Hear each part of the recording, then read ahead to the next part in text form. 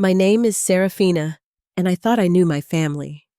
For 32 years, I watched my younger brother Marcus receive everything while I got the scraps. The inheritance discussions, the business opportunities, the respect. It all flowed to him like water finding its level. But when my phone rang at 11:47 p.m. on a Tuesday night, everything I believed about blood loyalty crumbled. The caller was a forensic accountant, and what she told me about our family trust fund made my hands shake so violently I nearly dropped the phone. Before we dive into this family revenge story that will leave you questioning everything you know about loyalty, let me ask, where are you watching from tonight? If this hook has you hooked already, smash that like button because this tale of golden child favoritism and the phone call that destroyed a dynasty is just getting started. Subscribe for more real family drama that puts soap operas to shame, and buckle up because the next revelation will make your jaw drop. The forensic accountant Margaret Williams had been hired by the estate planning firm handling my grandmother's will. What she discovered during her routine audit would expose 28 years of systematic financial fraud orchestrated by my own parents. "Miss Serafina, I need to meet with you immediately," Margaret had said that Tuesday night. "There are discrepancies in your grandmother's trust fund that directly involve your family's financial management. I cannot discuss this over the phone, but I believe you may be a victim of significant financial crimes." I met Margaret at a 24-hour diner 2 towns over from my childhood home. She spread documents across the scratched formica table like a detective laying out evidence at a crime scene. Bank statements, transfer records, falsified investment reports. Each piece of paper painted a picture of betrayal so complete it took my breath away. "Your grandmother established a trust fund when you turned 18. Margaret explained, her finger tracing the original documentation. "She specifically designated equal shares for you and your brother Marcus. However, over the past 14 years, someone with power of attorney has been systematically transferring your portions into accounts bearing only your brother's name." The numbers were staggering. My share of the trust, which should have grown to approximately $473,000, had been reduced to less than $12,000. Meanwhile, Marcus's account showed deposits that exactly matched my missing funds plus his legitimate share. "But how is this possible?" I whispered, staring at the evidence. "My parents told me the trust barely had anything left after market crashes and maintenance fees." Margaret's expression hardened. "That's where the embezzlement becomes more sophisticated. Your parents, who serve as co-trustees, have been creating false investment reports showing losses that never occurred. They've been pocketing the difference while systematically stealing your inheritance to inflate your brother's wealth." The manipulation went deeper than simple theft. Every time I had asked about my inheritance over the years, my mother would produce carefully crafted fake documents showing how poorly the trust was performing. She would shake her head sadly and explain how grateful I should be that there was anything left at all, given how irresponsible my grandmother had been with her money management. "They made me feel guilty for even asking about it," I told Margaret, my voice breaking. "They said Marcus needed more support because he was starting his business, getting married, buying a house. They made it seem like I was being selfish for wanting my fair share." The falsified documents were masterpieces of deception. My parents had created an entirely fictional narrative about failed investments, emergency withdrawals, and administrative fees that consumed my portion of the trust. Meanwhile, Marcus lived in a beautiful colonial house, drove luxury vehicles, and sent his children to private schools, all funded by money that should have been split equally between us. "There's more." Margaret continued, pulling out another folder. "The financial manipulation extends to other family assets. When your grandfather's business was sold 3 years ago, your parents told you that the proceeds barely covered his medical debts, correct?" I nodded, remembering how my mother had cried when explaining that Grandpa's final illness had consumed everything he had worked for his entire life. "The business sold for $1.8 million. After legitimate debts and expenses, approximately $900,000 remained. According to these documents, your grandmother's will specified that this money should be distributed equally among all grandchildren. You, Marcus, and your 3 cousins. My portion should have been $180,000. Instead, the record showed that my parents had convinced the probate court that I was financially irresponsible and could not be trusted with such a large sum. They had presented fabricated evidence of gambling debts and credit problems that painted me as unfit to receive my inheritance. They destroyed my credit rating on purpose. I realized pieces of the puzzle falling into place. Every time I applied for credit cards or loans, there were mysterious problems with my applications. They made sure I would look financially unstable. The scope of their betrayal was breathtaking. For over a decade, my parents had systematically sabotaged my financial independence while enriching Marcus beyond his wildest dreams. They had used their positions as trustees and family matriarchs to steal not just money, but my future stability and peace of mind. Margaret handed me copies of all the documentation. Miss Serafina, what your family has done constitutes multiple felonies: embezzlement, fraud, forgery, and identity theft. The evidence is overwhelming and absolutely prosecutable. As I sat in that fluorescent-lit diner at 2 a.m, surrounded by proof of my family's betrayal, I felt something shift inside me. The guilt and shame they had cultivated in me for years, making me believe I was ungrateful, entitled, irresponsible, evaporated like morning mist. In its place grew something harder and more determined: the absolute certainty that justice needed to be served. Armed with Margaret's evidence, I knew confronting my family directly would only give them time to cover their tracks further. Instead, I decided to gather more proof while pretending nothing had changed. This meant enduring one more family dinner where they would undoubtedly praise Marcus while treating me like the family disappointment. Sunday dinner at my parents' house had always been a carefully orchestrated performance designed to reinforce the family hierarchy. My mother would spend hours preparing Marcus's favorite dishes while barely acknowledging my dietary preferences. My father would toast Marcus's latest business success while glossing over any achievements I might have accomplished. But this Sunday would be different. I would be watching and recording everything with new eyes.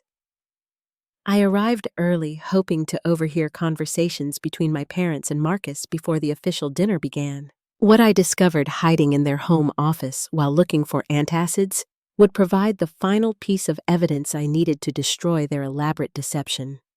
In a filing cabinet marked insurance documents, I found folders containing the real financial records they had been hiding from me. Not only did these documents confirm everything Margaret had discovered, but they revealed an even more sinister layer to their fraud. They had been planning to completely write me out of any future inheritance by having me declared legally incompetent.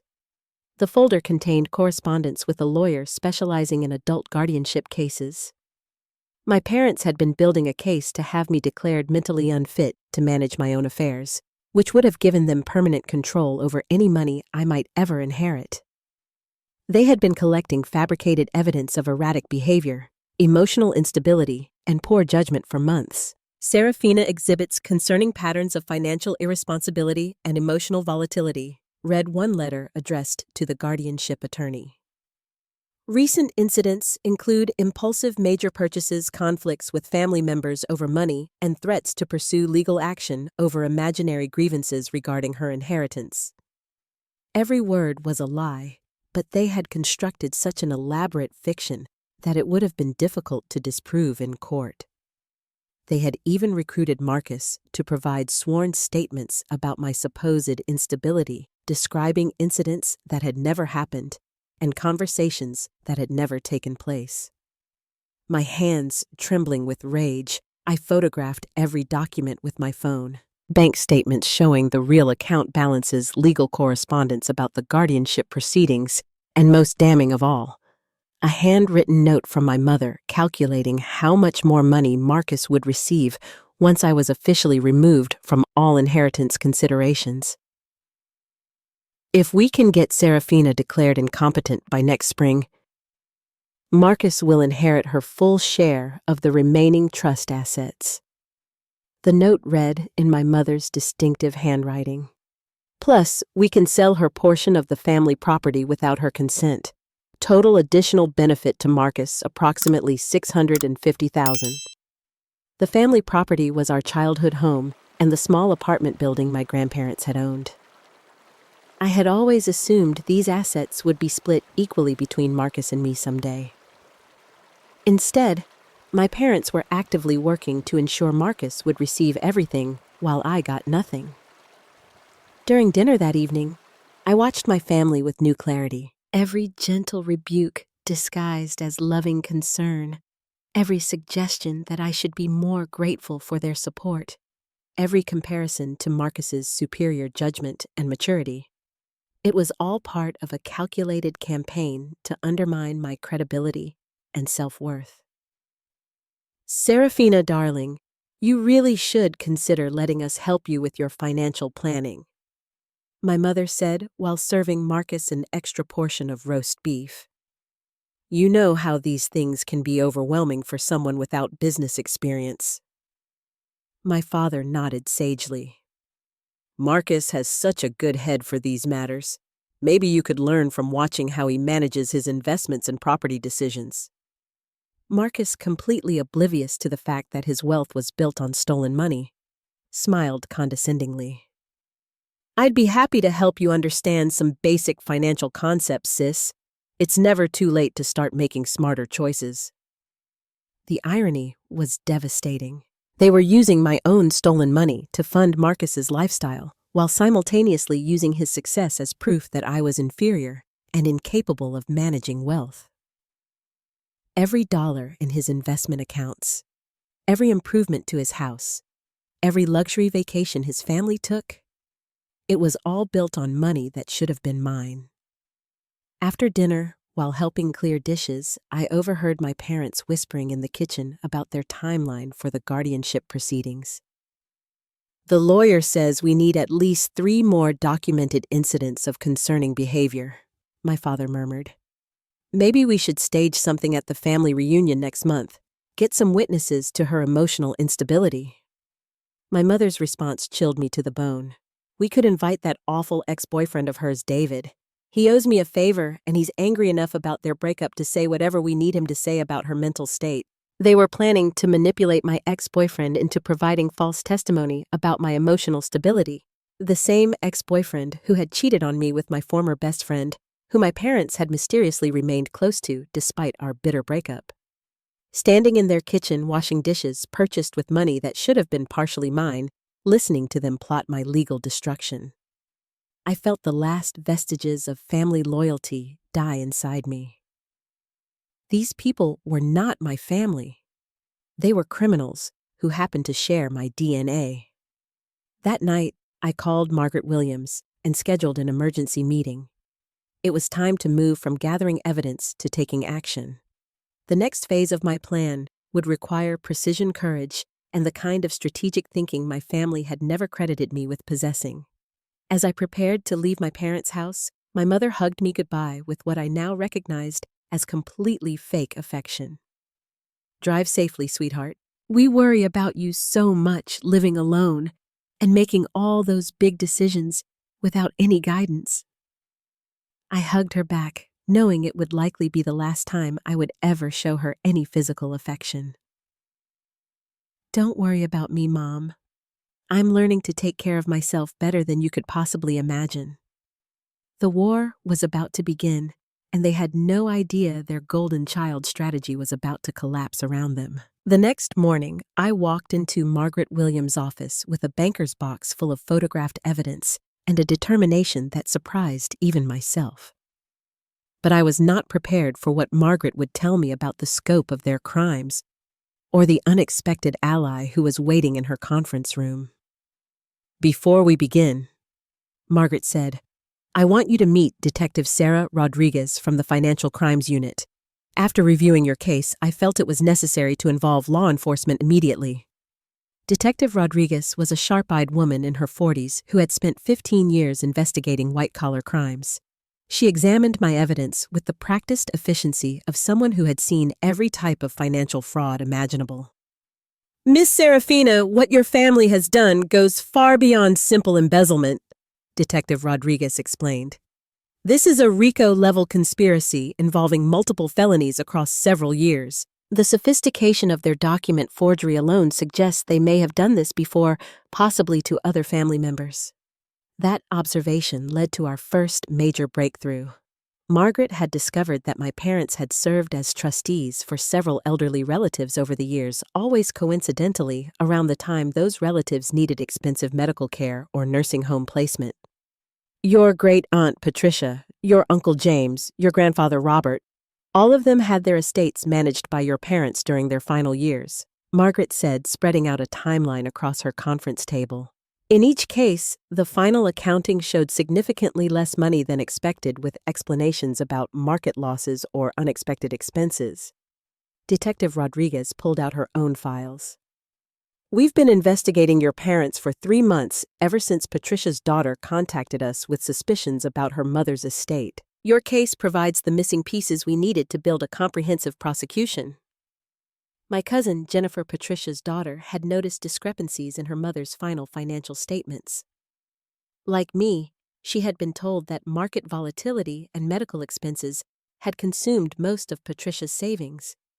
But when Jennifer hired her own forensic accountant, she discovered that over $200,000 had been transferred out of Patricia's accounts into a shell company controlled by my parents. "They've been systematically robbing elderly family members for at least a decade," Detective Rodriguez continued.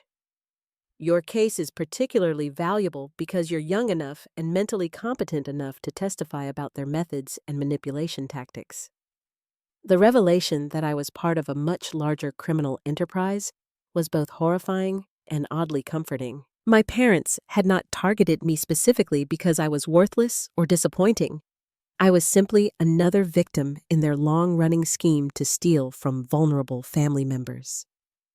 But our investigation was about to become much more complicated. As we planned our next steps, Margaret received a phone call that would change everything. "This is Margaret Williams." "Yes, I understand. When did this happen?" "I see. We'll be right there." Margaret's face had gone pale. She hung up the phone and turned to Detective Rodriguez with an expression of barely controlled anger. "Marcus just filed a restraining order against Serafina, claiming she's been harassing him and making threatening phone calls about money. He's also petitioned the court to have her evaluated for mental competency, citing concerns about her emotional stability and delusional beliefs about family finances." My parents had accelerated their timeline. Instead of waiting months to build their case against me, they were moving immediately to discredit me before I could expose their crimes. Marcus, still playing the role of concerned brother, was helping them paint me as an unstable person whose accusations could not be trusted. "They're trying to get ahead of our investigation," Detective Rodriguez said grimly. "If they can convince a judge that you're mentally incompetent, your testimony becomes much less valuable, and they can claim any evidence you've gathered was obtained through harassment or illegal means." The restraining order hearing was scheduled for the following Friday, giving us less than a week to build our counter-strategy. But Detective Rodriguez had an idea that would turn their manipulation tactics against them. "We're going to let them think their plan is working," she explained. "I want you to play the role they've created for you, the unstable sister making wild accusations. But we're going to record everything and use their own words to prove their consciousness of guilt." The plan required me to wear a wire during family interactions while pretending to be increasingly desperate and emotional. The goal was to get my parents or Marcus to make statements that would prove they knew about the financial crimes and were actively working to cover them up. "This is dangerous," Margaret warned. "If they suspect you're recording them, they could become violent or destroy evidence." But I was beyond caring about personal safety. These people had stolen not just my money, but years of my life. They had made me question my worth, my sanity, and my place in the world. Every family gathering where they had made me feel small and ungrateful, every conversation where they had praised Marcus while dismissing my achievements, every moment of guilt and shame they had cultivated in me. It was all based on lies designed to facilitate their theft. "I want to do this," I told Detective Rodriguez. "I want them to condemn themselves with their own words." The next 3 days were the most emotionally challenging of my life. I had to call my parents crying, begging them to help me understand why Marcus had filed the restraining order. I had to play the role of the confused, hurt sister who just wanted her family's love and support.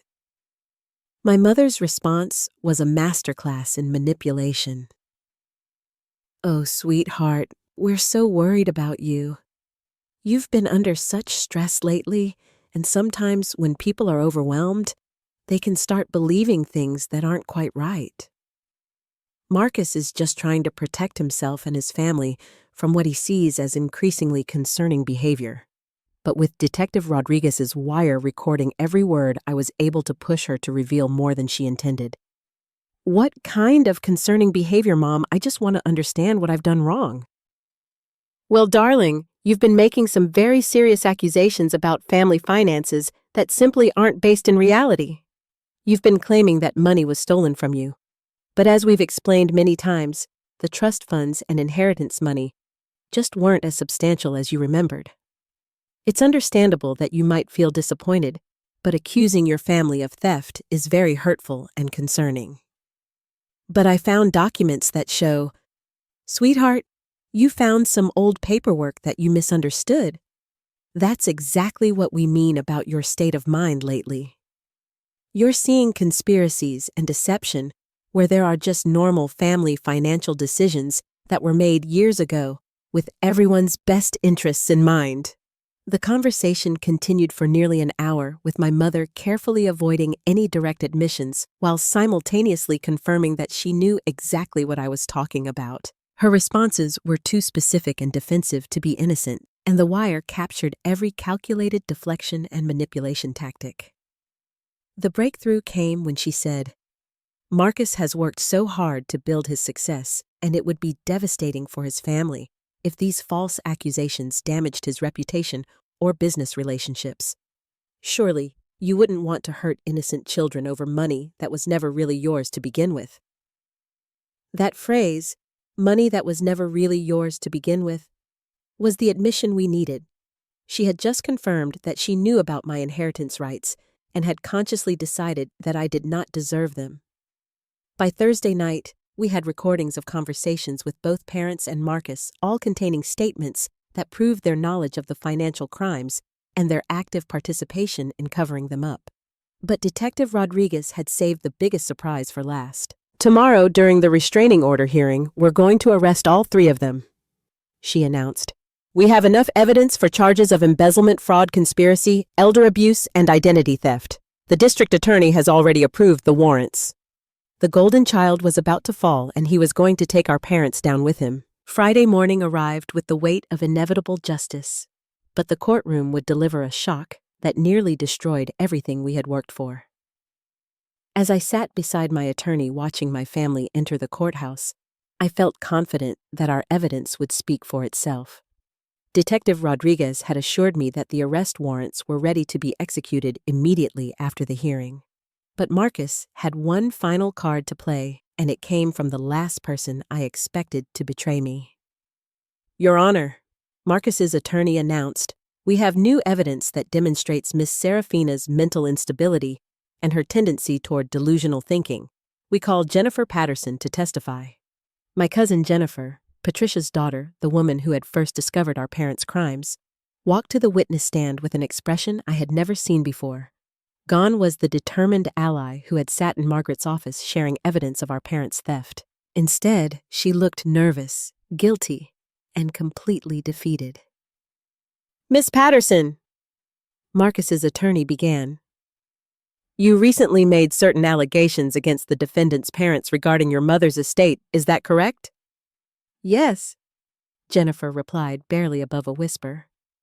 And have you since discovered that those allegations were based on misunderstandings and errors in your interpretation of legal documents? Jennifer's voice broke as she answered, Yes. I was wrong about everything.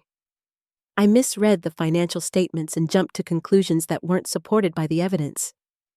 My heart stopped. Jennifer was recanting her testimony, destroying the foundation of our case against my parents. Without her corroborating evidence about their pattern of elder abuse, the charges against them would be much harder to prove. Furthermore, the attorney continued, did Miss Serafina contact you and pressure you to support her false allegations against her family? She did.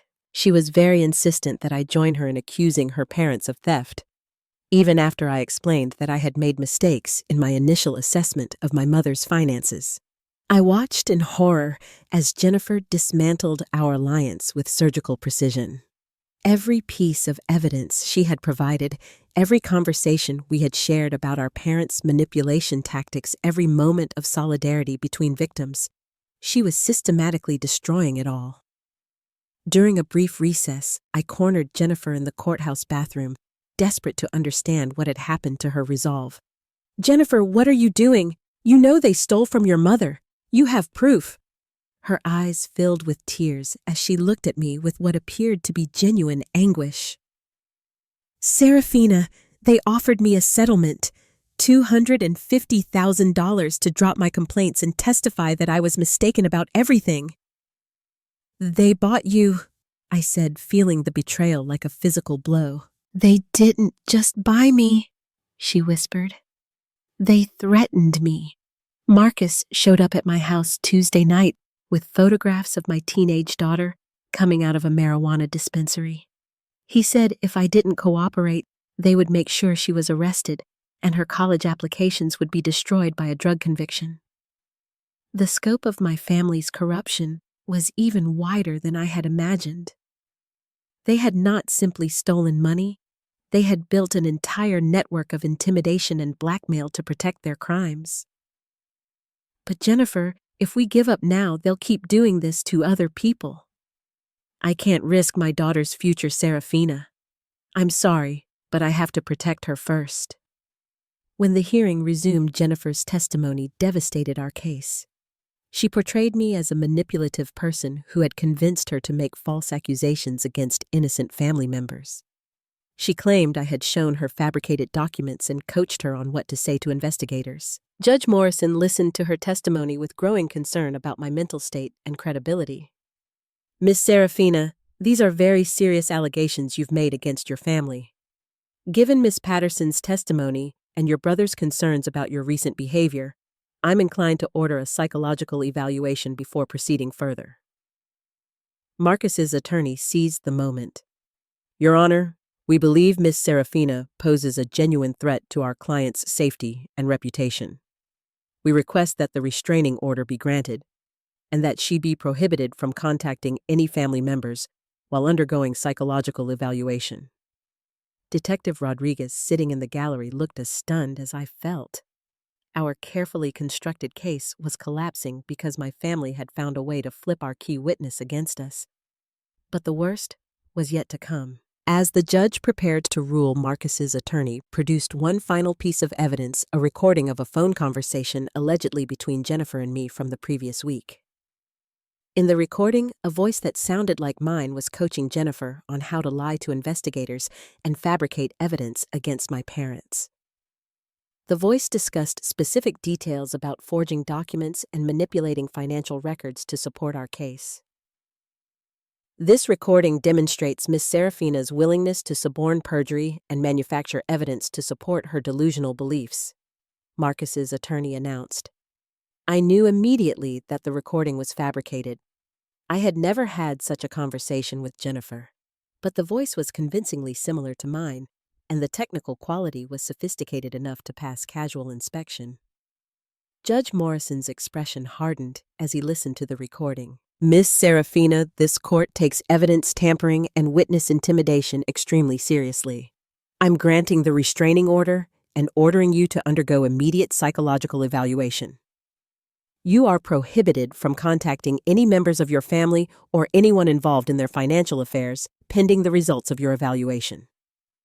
As court officers escorted me from the building, I saw my parents embracing Marcus in the hallway, their faces radiating triumph and relief. They had won this round, completely turning our own evidence and allies against us, while painting me as an unstable woman whose accusations could not be trusted. Outside the courthouse, Detective Rodriguez tried to offer reassurance, but her words felt hollow. This is just a temporary setback. We still have the financial evidence, and we can prove that recording was fabricated. But I knew better. My family had demonstrated a level of sophistication and ruthlessness that exceeded anything I had imagined. They had bought off my key witness fabricated evidence against me and convinced a judge that I was the real threat to family stability. Margaret Williams joined us on the courthouse steps, her expression grim but determined. Serafina, I know this feels devastating, but they made one critical mistake today. What mistake? They just destroyed our entire case. They revealed how far they're willing to go to protect themselves. People don't fabricate evidence and threaten witnesses unless they're guilty of serious crimes. Their desperation is actually proof that we're on the right track.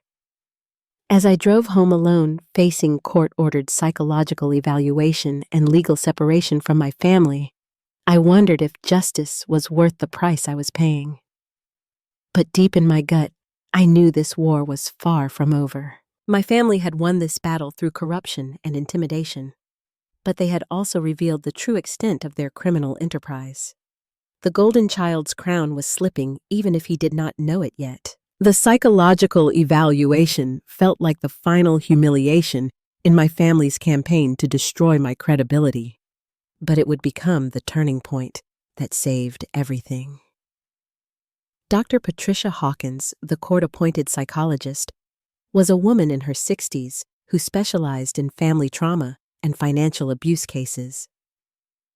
Miss Serafina, she said during our first session, I've reviewed the court documents and recordings from your hearing. I want you to know that I've seen cases like this before, and I'm specifically trained to identify when family members use mental health accusations as weapons against victims of financial abuse. Her words were the first sign of hope I had felt since Jennifer's betrayal in the courtroom. Dr. Hawkins explained that sophisticated family fraud often included campaigns to discredit victims by questioning their mental stability. The recording that was presented in court contains several linguistic markers that suggest fabrication, she continued. I've sent it to a forensic audio specialist who works with our office regularly. We should have results within a few days. But Dr. Hawkins had an even more significant revelation. During my preliminary research into your case, I discovered something your family probably doesn't know I found. I'm also treating another patient whose family has been victimized by your parents' financial schemes. She could not reveal her other patient's identity due to confidentiality rules, but she could share general information that might help my case. This patient is a family member whose inheritance was manipulated using identical tactics to what you've described. The documentation patterns the fake investment reports, even the specific language used to dismiss their concerns. It's all remarkably similar. While I underwent evaluation sessions with Dr. Hawkins, Margaret Williams, and Detective Rodriguez, we're building an even stronger case against my family. The audio expert's analysis of the fabricated recording provided crucial evidence of their willingness to manufacture evidence. The voice synthesis technology used to create this recording is quite sophisticated, the audio specialist explained during our meeting. However, there are digital artifacts that prove it was assembled from multiple source recordings probably taken from your voicemails and phone conversations over several months. This meant my family had been secretly recording my phone calls for months, collecting vocal samples to create the fake evidence that had nearly destroyed our case in court. But our breakthrough came from an entirely unexpected source. On Wednesday afternoon, Margaret received a phone call from someone claiming to have information about my parents' financial crimes. "This is Rebecca Martinez," the caller announced. I'm the former bookkeeper for your parents' property management company, and I have evidence that your current investigation only scratches the surface of their criminal activities. Rebecca had worked for my parents for 7 years, managing the financial records for their property investments and trust fund administration. She had been fired 3 months earlier after questioning discrepancies in their bookkeeping practices. They told me the inconsistencies were just clerical errors, Rebecca explained during our meeting at Margaret's office.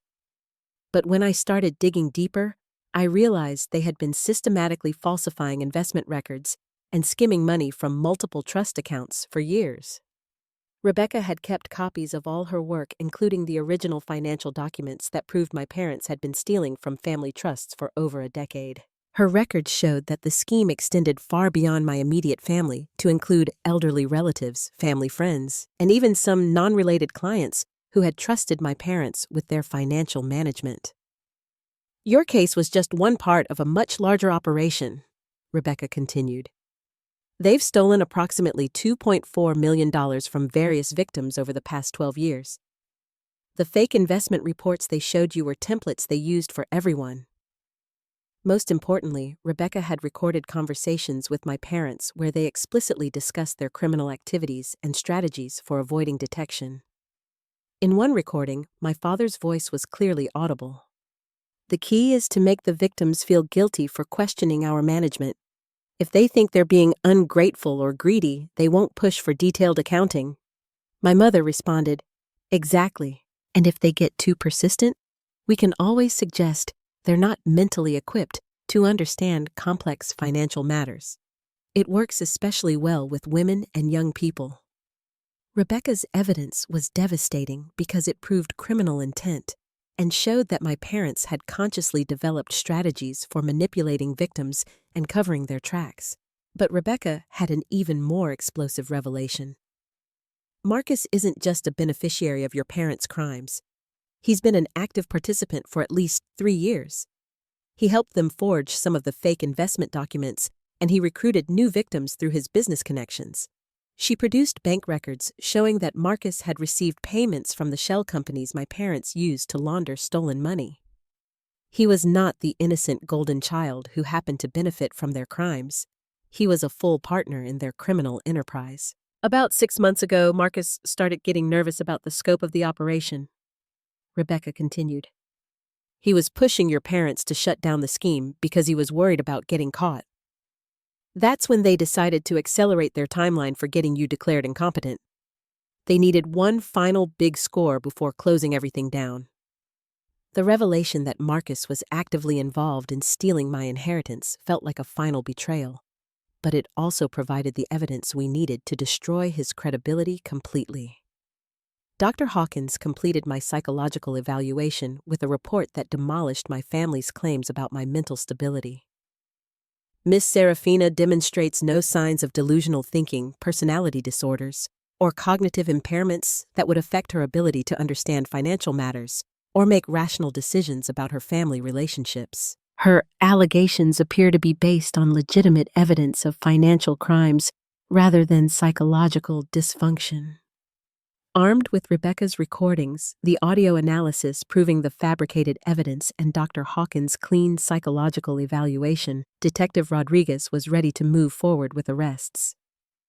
"We're going to take them all down at once," she announced. "Rebecca's evidence gives us enough material for federal RICO charges, which carry much heavier penalties than simple embezzlement."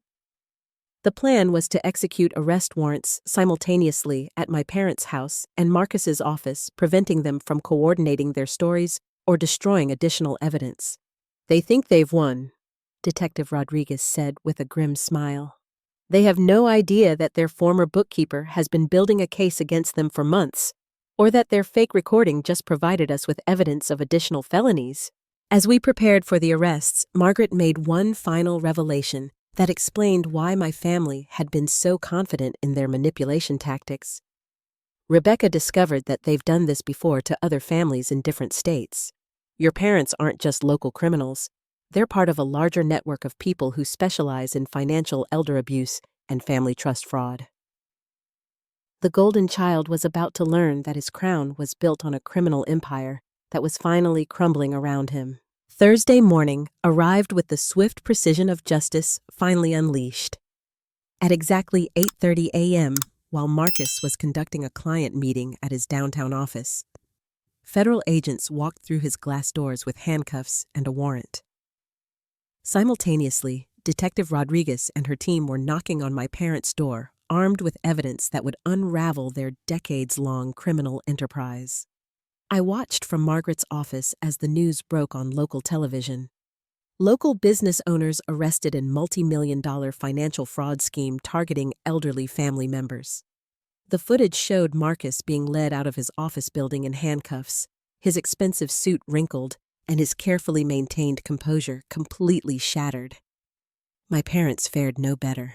The news cameras captured my mother weeping dramatically as she was loaded into a police vehicle, while my father maintained the stoic expression he had perfected during years of lying to victims' faces about their stolen money.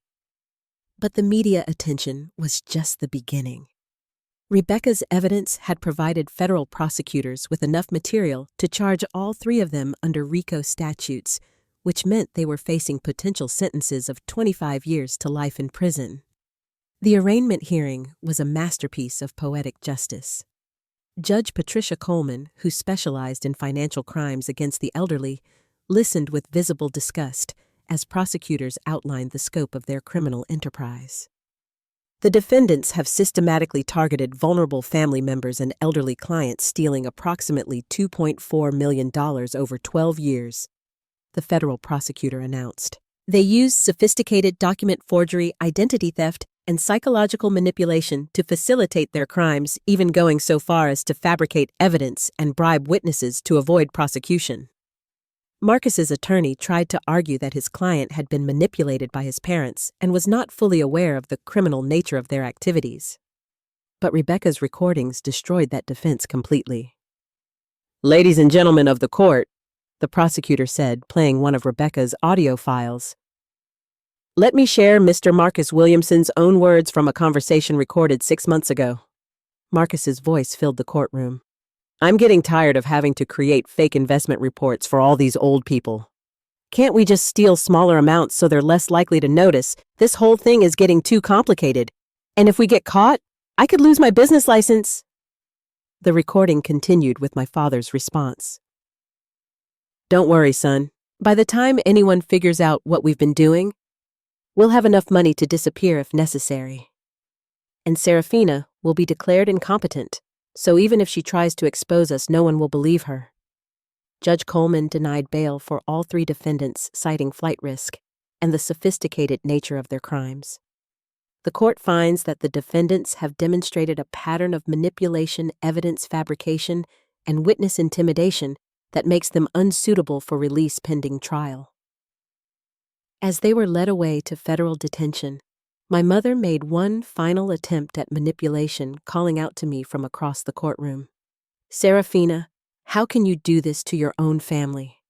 We love you, sweetheart. This is all just a terrible misunderstanding." But her words carried no power anymore. I had heard recordings of her laughing about my gullibility, planning my legal destruction, and counting the money she had stolen from my inheritance. Her performance of maternal love was just another lie in a lifetime of deception. The trial lasted 3 weeks, but the outcome was never in doubt. Rebecca's evidence, combined with the financial records Margaret had uncovered, and the testimony of other victims who came forward after the arrests, painted an undeniable picture of deliberate, systematic theft. Jennifer Patterson, my cousin, who had betrayed our alliance, ultimately provided some redemption by testifying truthfully about the threats Marcus had made against her daughter. "I was terrified they would destroy my child's future," she explained to the jury through tears. "But I realize now that staying silent would have let them hurt more innocent people." The jury deliberated for less than 4 hours before returning guilty verdicts on all counts. Marcus received a sentence of 28 years in federal prison. My parents each received 35 years, with the judge noting that their ages and health conditions made it unlikely they would ever be released. But justice extended far beyond criminal penalties. The federal government seized all assets purchased with stolen money, including Marcus's house cars and business. The recovered funds were distributed among their victims, giving me back not only my original inheritance, but additional compensation for years of emotional distress. More importantly, the investigation led to the discovery of similar schemes in 3 other states, resulting in additional arrests and the recovery of millions more dollars stolen from vulnerable families. 6 months after the sentencing, I stood in the kitchen of my new house, purchased entirely with recovered stolen funds, preparing dinner for the family I had chosen to build around myself. Rebecca had become not just an ally, but a genuine friend whose courage in coming forward had saved countless future victims. Dr. Hawkins joined us regularly for what we called survivor dinners, where we shared stories of healing and growth with other people who had escaped abusive family situations. Margaret Williams brought her twin daughters sometimes, and even Jennifer Patterson had become part of our extended chosen family after working to rebuild trust through therapy and honest conversations. "You know what the best part is," Rebecca said, raising her glass of wine in a toast. "They thought they were so clever manipulating everyone around them, but they never realized that their victims could become each other's strength." The house was filled with laughter that evening, the kind of genuine joy that my birth family had never allowed me to experience. There were no golden children here, no elaborate hierarchies designed to pit people against each other, no conditional love based on financial utility. As we cleared dishes and shared dessert, I reflected on how completely my life had transformed. The inheritance money had given me financial security, but the real treasure was discovering that family could be chosen built on honesty and mutual support rather than blood relation and shared DNA. Dr. Hawkins had helped me understand that my parents' treatment of me was never about my worth as a person. It was about their need to maintain victims for their criminal enterprise. They kept you emotionally dependent and financially insecure because it made you easier to exploit, she had explained. Your success and independence were always threats to their system. Now, 18 months after that life-changing phone call from Margaret Williams, I was building a life based on authentic relationships and genuine achievement rather than manufactured guilt and stolen money. The legal proceedings had revealed something remarkable once their victims began talking to each other. The pattern of manipulation became impossible to deny. My elderly great-uncle Robert, who we thought had died in poverty, had actually left behind over $400,000 that my parents had stolen. Aunt Patricia's estate was worth nearly 3 times what Jennifer had been told. Even family friends who had trusted my parents with their financial planning discovered they had been systematically robbed for years. But perhaps the most satisfying outcome was watching their carefully constructed narrative about the golden child collapse completely. Marcus's business reputation was destroyed. His marriage ended when his wife discovered how their lifestyle had been funded, and his children would grow up knowing their father was a convicted felon who had stolen from his own family. Have you ever wondered what it feels like when karma finally comes for people who thought they were untouchable? When justice arrives for those who believed their wealth and manipulation made them immune to consequences, I'm curious to hear your thoughts about family loyalty versus personal justice. Do you think blood relationships obligate us to protect family members who harm us? Or is there a point where we have to choose our own well-being over family loyalty? If this story of family revenge and justice served resonated with you, please hit that like button and subscribe for more real stories about overcoming family betrayal and finding chosen family. Share this video with anyone who might be dealing with toxic family dynamics. Sometimes knowing you're not alone makes all the difference. Thank you for taking this journey with me from victim to survivor. Remember that your worth isn't determined by how your family treats you, and sometimes the family that chooses you is stronger than the one you were born into. Justice might take time, but it's worth fighting for when innocent people are being hurt. Until next time, keep building the life you deserve, surrounded by people who truly value and support you.